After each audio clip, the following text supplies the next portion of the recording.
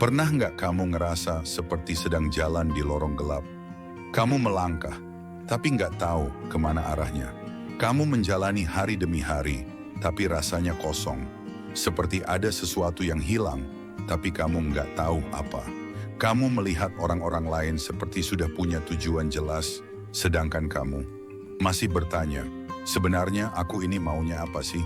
Kalau kamu merasa seperti ini, kamu tidak sendiri.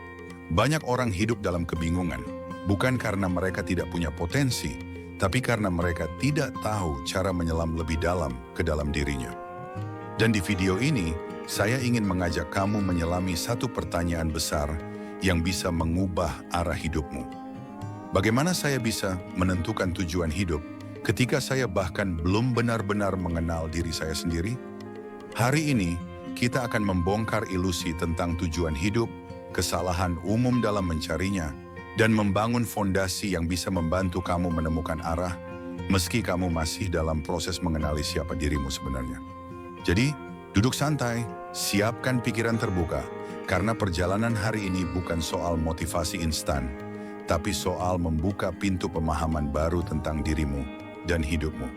Part 1, tujuan hidup itu bukan satu titik, tapi proses. Banyak orang salah paham soal tujuan hidup. Mereka mengira bahwa tujuan hidup itu seperti sebuah tempat yang sudah ditentukan. Seperti koordinat di peta yang kalau kamu tidak temukan sejak muda, kamu akan tersesat selamanya. Padahal tujuan hidup bukan seperti GPS dengan titik destinasi, tapi lebih seperti kompas yang terus kamu arahkan. Artinya, tujuan hidup bukan soal di mana kamu harus berada, tapi soal kemana kamu ingin bergerak. Ketika kamu masih bingung dengan dirimu, wajar banget kamu merasa kosong. Tapi jangan tunggu sampai semuanya jelas baru bergerak. Karena justru dengan bergerak, kamu mulai menemukan kejelasan. Bayangkan kamu berdiri di tengah kabut.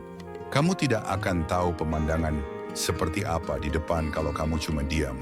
Tapi saat kamu melangkah, kabut itu mulai terbuka perlahan. Jadi kita ubah pertanyaannya. Bukan apa tujuan hidup saya, tapi apa yang membuat saya penasaran? Hal apa yang bikin saya lupa waktu? Masalah apa yang ingin saya bantu selesaikan? Siapa yang saya kagumi dan kenapa? Jawaban dari pertanyaan-pertanyaan kecil ini akan menjadi benih dari tujuan hidupmu. Part 2. Kenapa kita sulit mengenal diri sendiri? Banyak dari kita merasa asing dengan diri sendiri. Kita tahu nama kita, umur kita, pekerjaan kita. Tapi kita tidak tahu apa yang benar-benar kita inginkan.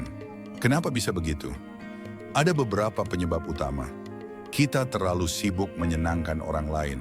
Sejak kecil, banyak dari kita diajarkan untuk menyenangkan orang lain. Orang tua, guru, teman, pasangan. Kita belajar untuk menyesuaikan diri. Kita belajar untuk patuh, tapi kita tidak diajarkan untuk mendengar suara hati sendiri. Terlalu banyak distraksi. Setiap hari, kita diserbu notifikasi, konten, hiburan. Kita jarang duduk diam dan benar-benar refleksi. Kita konsumsi begitu banyak informasi, tapi lupa mencerna apa yang sebenarnya kita rasakan. Takut menggali lebih dalam. Kadang, kita sebenarnya tahu bahwa ada bagian dari diri kita yang butuh dihadapi. Trauma lama, kegagalan, rasa kecewa. Tapi karena takut, kita memilih sibuk. Kita menolak duduk bersama diri sendiri, dan akhirnya kita menjauh dari kejujuran terdalam. Jadi sebelum kamu bisa menentukan tujuan, kamu harus mulai berani menyelami. Bukan menyelami teori, tapi menyelami diri. Bagaimana caranya? Kita akan bahas di bagian berikutnya.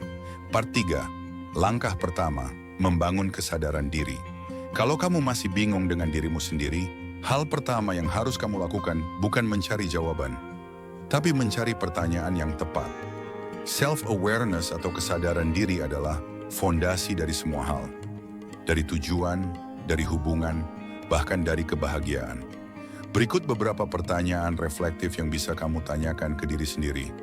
Kapan terakhir kali saya merasa sangat hidup? Apa yang membuat saya marah? Dan kenapa? Momen apa yang membuat saya paling bangga? Kalau saya tidak takut gagal, saya akan mencoba apa? Jangan buru-buru menjawab. Duduk tenang. Tulis di jurnal, dengarkan jawaban yang muncul perlahan. Selain itu, kamu juga bisa menggunakan metode berikut. Personality Test, MBTI, Enneagram. Bukan untuk mengotak-ngotakan diri, tapi sebagai cermin awal. Feedback dari orang terdekat, tanyakan. Menurut kamu, saya ini kuat di bagian apa? Meditasi atau mindfulness. Untuk mendengar suara hati yang sering tertutup oleh kebisingan pikiran. Tujuannya bukan menemukan semua jawaban sekaligus, tapi mulai mengenali pola. Karena mengenal diri bukan pekerjaan sehari, tapi perjalanan seumur hidup. Part 4, jangan cari tujuan, tapi bangun arah. Jika kamu belum tahu apa tujuan hidupmu, jangan stres. Yang perlu kamu fokuskan sekarang adalah membangun arah, karena arah jauh lebih penting daripada tujuan. Bayangkan kamu sedang naik kapal. Kamu tidak harus tahu pelabuhan mana yang akan kamu tuju 10 tahun dari sekarang. Tapi kamu perlu tahu kemana kamu ingin melaju hari ini. 1 derajat ke kiri atau ke kanan bisa mengubah seluruh peta perjalanan. Membangun arah bisa dimulai dari 3 hal. Nilai-nilai yang kamu percaya. Apa yang paling penting buat kamu dalam hidup? Kebebasan, kejujuran, kreativitas, cinta. Mulailah hidup selaras dengan nilai itu. Kebiasaan kecil yang selaras. Jangan tunggu punya tujuan besar baru mulai bertindak. Justru dengan melakukan hal-hal kecil setiap hari, kamu sedang mengasah insting arah hidupmu. Lingkungan yang mendukung. Kalau kamu dikelilingi orang-orang yang hanya peduli uang dan status, kamu mungkin kehilangan arah aslimu. Cari komunitas yang membuat kamu merasa hidup, yang membuat kamu tumbuh. Arah bukan tentang destinasi, tapi tentang konsistensi melangkah dengan niat yang benar. Jadi jangan takut kalau kamu belum tahu tujuan akhir. Fokus saja ke langkah kecil hari ini, dan biarkan arah itu menuntunmu ke tempat yang belum pernah kamu bayangkan sebelumnya. Part 5. Eksperimen diri. Menemukan arah lewat aksi. Setelah kamu mulai mengenali dirimu dan tahu masalah apa yang menggerakkan hatimu, langkah berikutnya adalah eksperimen. Jangan menunggu jawaban yang sempurna sebelum mulai bertindak, tapi justru temukan jawabannya sambil bergerak. Banyak orang terjebak dalam overthinking karena mereka ingin mendapatkan jawaban pasti sebelum mulai. Tapi dalam kehidupan nyata, arah itu ditemukan bukan lewat pemikiran, tapi lewat pengalaman. Bayangkan kamu ingin tahu, apakah kamu suka jadi guru? Kamu bisa baca ratusan buku, nonton video, ikut webinar, tapi sampai kamu benar-benar mencoba mengajar, kamu nggak akan pernah tahu apakah itu cocok untukmu. Coba lakukan hal ini.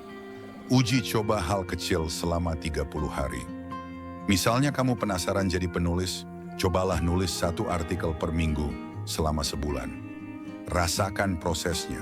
Suka atau tidak, coba berbagai peran di komunitas atau pekerjaan. Kadang kita harus mencicipi berbagai peran hidup sebelum tahu mana yang cocok. Catat dan refleksi. Setiap minggu, tanyakan, apa yang saya sukai dari aktivitas ini? Apa yang membuat saya enggan? Apa yang terasa mengalir alami? Eksperimen itu penting karena membantu kamu melihat pola.